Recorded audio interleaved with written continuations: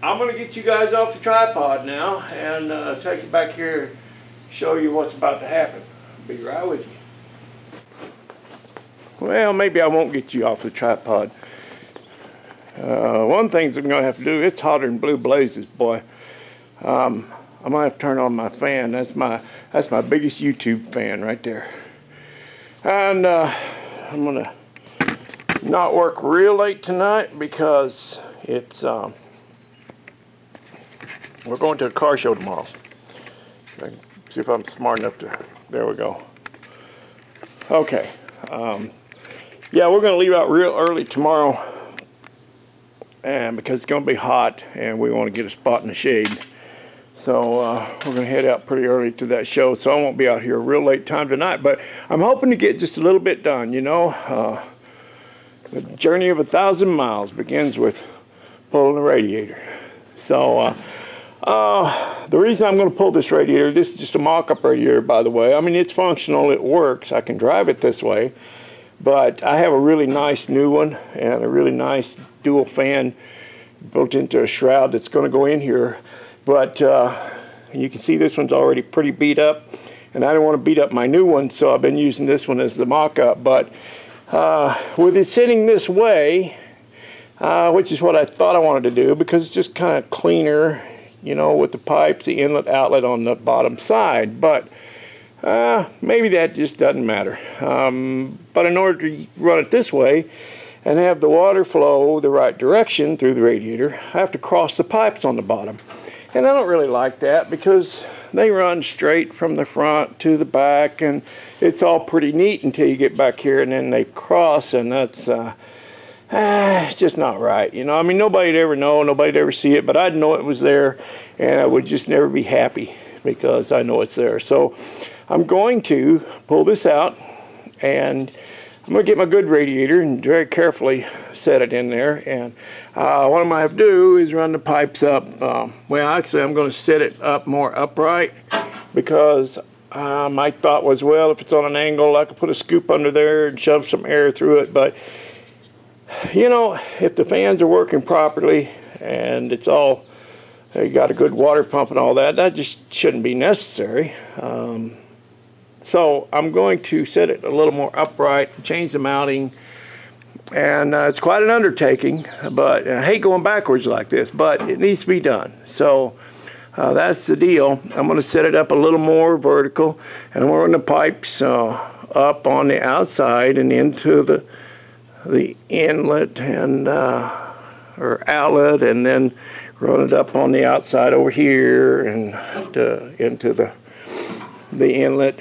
And you know, it'll look okay, it'll be all right. It might even look kind of cool. So plus, if I set it up more vertical, that'll be easier for me to get my battery out of here if I need to without wrecking the radiator, and plus it might hit the fan shroud sitting that way. I'll be glad to get the fan shroud on there. Will give my radiator a little protection.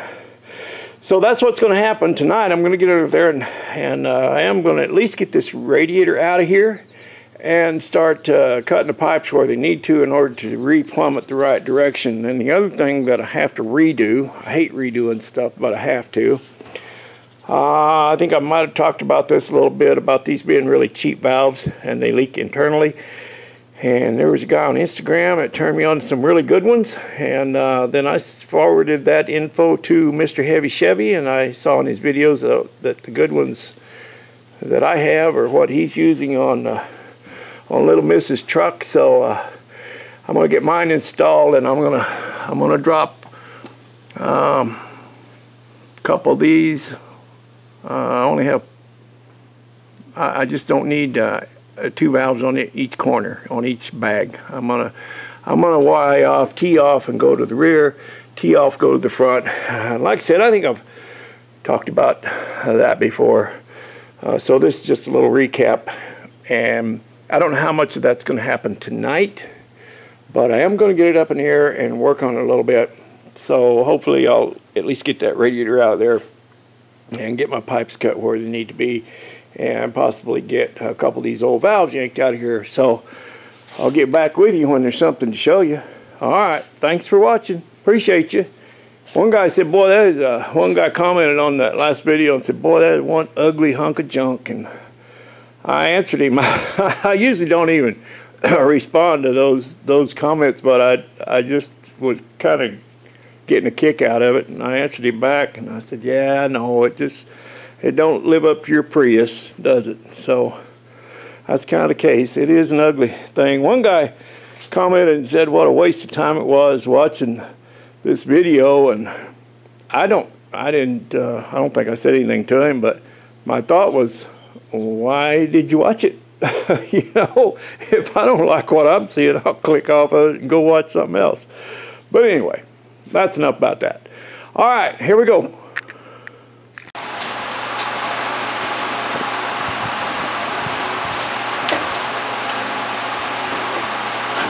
I'll get my tunes fired up here in a little bit.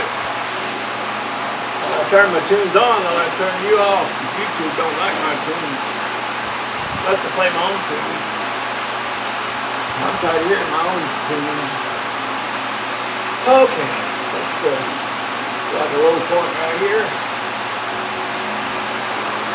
Get a little water flowing here. See if I can make a mess. This chop's far too clean.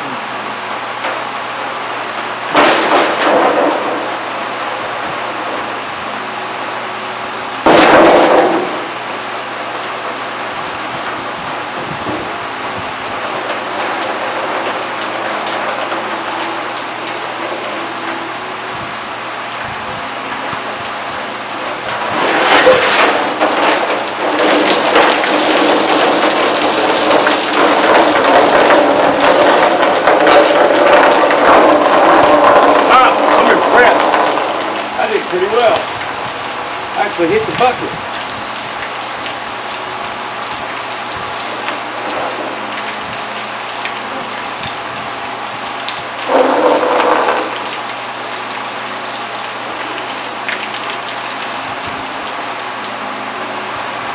Alright.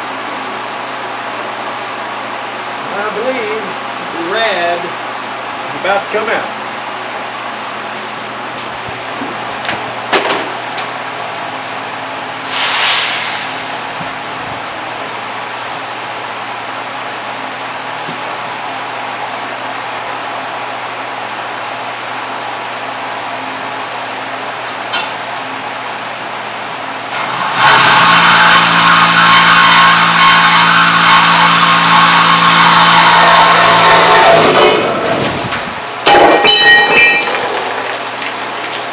Sometimes you just gotta make a mess, especially right after you clean your shop up.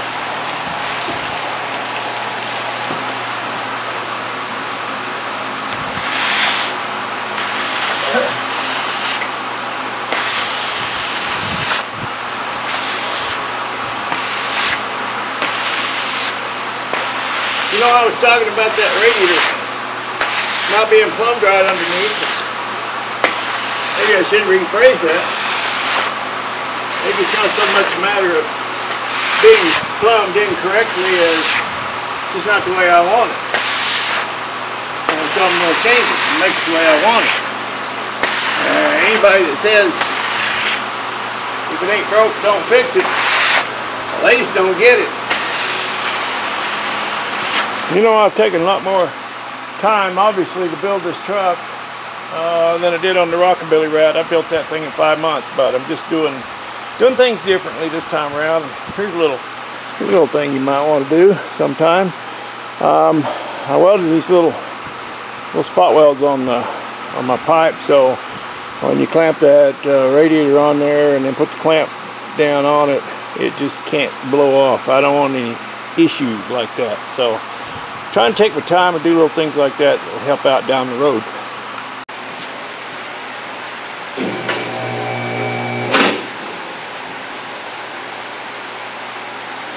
Radiator coming out.